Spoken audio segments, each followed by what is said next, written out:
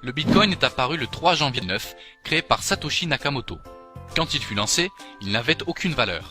Il ne s'agissait pas d'argent, mais de démontrer la possibilité de conclure une transaction sans nécessité d'intermédiaire et de disposer d'une forme décentralisée d'argent que n'importe qui dans le monde pourrait utiliser quasiment sans frais. À cette époque, il n'y avait que quelques personnes impliquées dans le forage. Ils recueillaient tous de nouveaux bitcoins toutes les 10 minutes. Puis le 22 mai 2010, la première transaction a eu lieu. 10 000 bitcoins ont été échangés contre une pizza.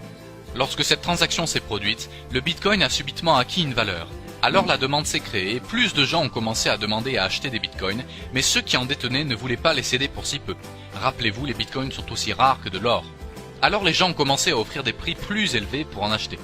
En fait, cela a pris plus d'1 an et demi pour que le bitcoin passe d'une idée à une valeur de 10 centimes par bitcoin.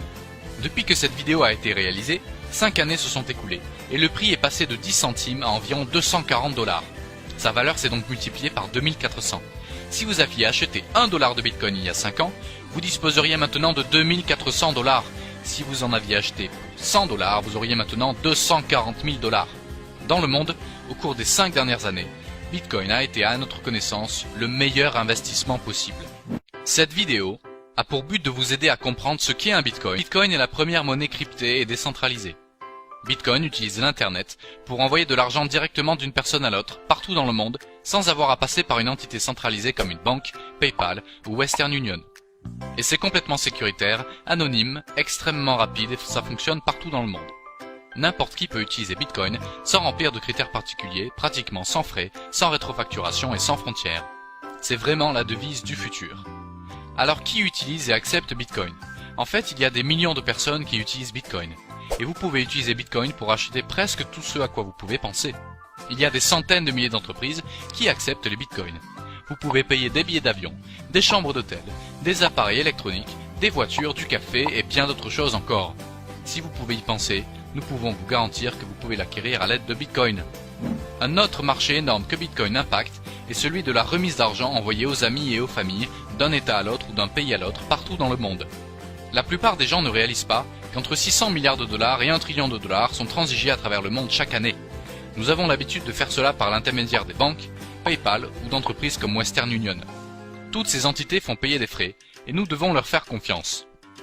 Western Union, MoneyGram et d'autres entreprises du même type nous font payer de 5 à 30% de frais. En moyenne, un frais d'environ 10% quel que soit l'endroit du monde est pratiqué, ce qui signifie que nous parlons de frais représentant entre 600 et 100 milliards de dollars par an. Pas besoin d'autorisation particulière pour utiliser Bitcoin, tout le monde y a accès. Les frais associés à une transaction Bitcoin classique est d'environ 2,5 centimes. C'est une vraie révolution. La plupart des gens ne savent pas que seulement environ 1,5 milliard de personnes disposent d'un compte bancaire, d'une carte Visa ou Mastercard. Cela laisse environ 5,5 milliards de personnes qui ne disposent d'aucun accès à un service bancaire quel qu'il soit. Tous leurs biens sont dans leur maison. En cas de vol, d'incendie, d'inondation, de typhon ou toute autre catastrophe du genre, ils perdent tout. Et saviez-vous qu'il y a plus de gens dotés de téléphones portables avec Internet que de gens ayant l'eau courante et l'électricité dans leur maison? Toutes ces personnes n'ont aucun moyen de protéger leurs actifs et ils ne peuvent pas faire de commerce via Internet.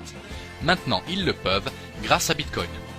Comme Bitcoin n'est pas détenu ou contrôlé par une personne, un gouvernement ou une entreprise, il n'y a aucune entité centrale qui alimente Bitcoin. Mais il faut pourtant quelque chose pour générer des bitcoins. Le système Bitcoin est en fait alimenté par les milliers de personnes qui ont des ordinateurs dédiés à alimenter le réseau, le sécuriser et vérifier les transactions. C'est ce qu'on appelle le forage. Là, il y aura 21 millions de bitcoins disponibles et plus aucun nouveau bitcoin ne sera produit. Les bitcoins seront donc toujours rares. L'Internet est maintenant utilisé par tout le monde car il est facile d'utilisation. Il y a 25 ans, il était en fait très compliqué d'utilisation. Maintenant, il y a des milliers d'entreprises comme Google, YouTube, Facebook et Gmail qui le rendent facile à utiliser. Des milliards ont été investis dans ces entreprises. C'est la même chose pour le système Bitcoin. Il y a 5 ou 6 ans, il était très difficile d'utiliser les Bitcoins, mais maintenant, plus de 1000 entreprises à travers le monde contribuent à le rendre facile à utiliser. Les personnes les plus intelligentes et les plus riches dans le monde investissent des centaines de millions de dollars dans des entreprises Bitcoin pour rendre les Bitcoins plus faciles à utiliser pour la masse des gens.